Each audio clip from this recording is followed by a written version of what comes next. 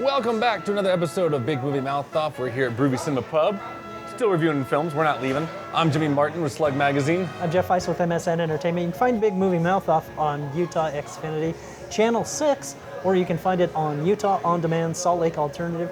There's a handy little folder that says Big Movie Mouth Off. Several reviews, current films, older films that might be on DVD or on demand, so you can trust us. Forever and ever, you can trust us. Yeah. Not Would we him. steer you wrong? Well, this episode, we're going to be talking about, it's kind of a film, I think it sat on the shelf for a couple of years. Deservedly so. It has that whiff of mothballs. It turns out it's true. This is Jennifer Lawrence starring in The House at the End of the Street.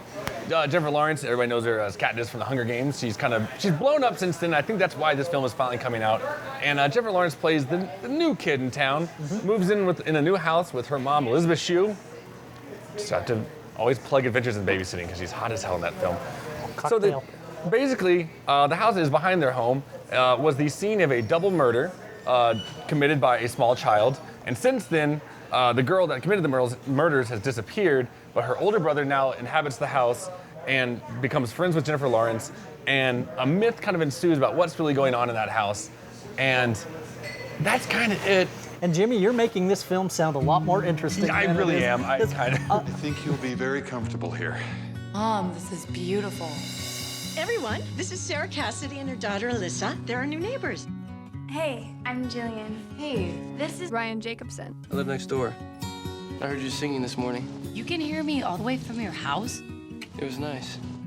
I like the way you see things. I like the way you see me. Why is Ryan Jacobson still living there? What exactly happened there? His parents were murdered, and his sister disappeared. Do you hear something?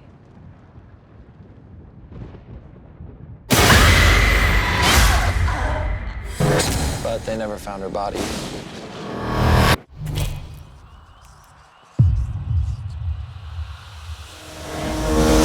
Ryan's had a tough life. Hey, look, the freak finally decided to show up. I'm so sorry. He's really sad, and he's all by himself in this big house. I do not want the two of you to be alone in his house. Listen, we have a new neighbor, okay? Her name's Alyssa, and her mom just moved into Reed's house. I want you to leave her alone, you understand me? I know what you're doing. You're trying to save him. Sometimes people can't be fixed. My mom said she didn't want us alone. We're not really alone. Brian?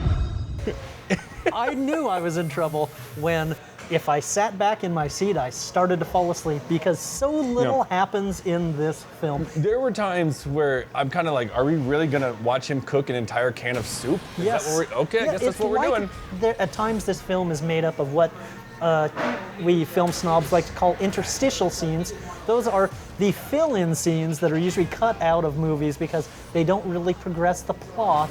They're sort of the transitional scenes. And this film almost seems to be made up of those. See, I would love to see the director's cut of this. No, I wouldn't, because it might be longer. Might be longer, and I did not want this film to be longer. And this is no joke. There is another time, yes, we watched the kid cook a can of soup. Yep. We also got to watch two kids stare at a tree. I'm not lying about that. That is absolutely true. We get to stare at a tree. No, and people have long, boring conversations on cell phones. The dialogue is absolutely awful, and I will say this, like, there's times where we've said this many times. I check my watch to see, how long it's been, and the more times I check my watch, the more bored I am. And I didn't have my watch on, so I kind of leaned over to the device and I said, how long has it been? I really thought it had been over an hour into this film. It was 28 minutes into this film, and I immediately started crying. Because, Jennifer Lawrence is a really good actress. Not in this film. Not in this film. Well, because she's giving crap. By the way, Jimmy, Elizabeth Shue, good actress. Not in this film. A lot of people are terrible in this film. It's one of those films where I'm like, I don't think something's gonna happen, and then something does. And I would say this: it's probably the most unexpected thing I thought would have happened. Still not worth watching this film over. No, actually, there's a twist, but it's laughable. And when it happens, I knew where it was starting to go, and I started chuckling and going, "They're not gonna go. They're gonna go there. Yeah. They're gonna." And then I thought I might laugh. No, Tie on some more suspense-free suspense thriller. By the Yeah. way, thrillless suspense thriller. Yeah.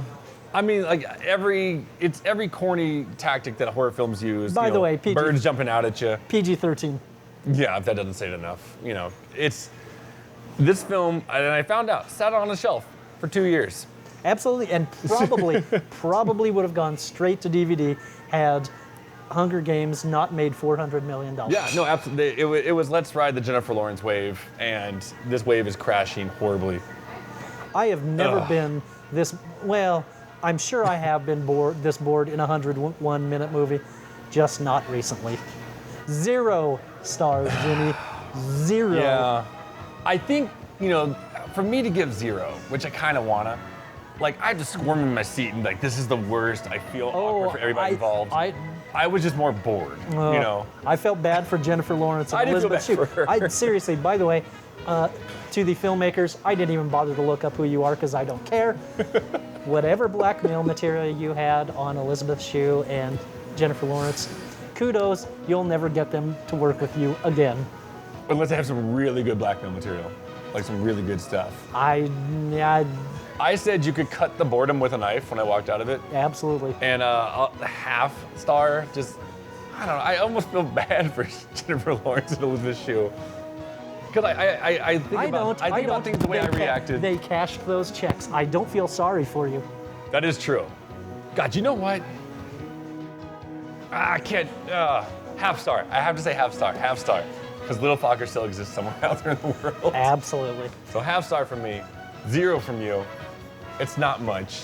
There will be better movies. There They should have just taken that reel and put it movies. right back up on that shelf and said, don't worry about it. And we'll be reviewing better movies in the weeks to come. God, I hope so. I hope so that better movies are on the horizon. We'll see. We will see.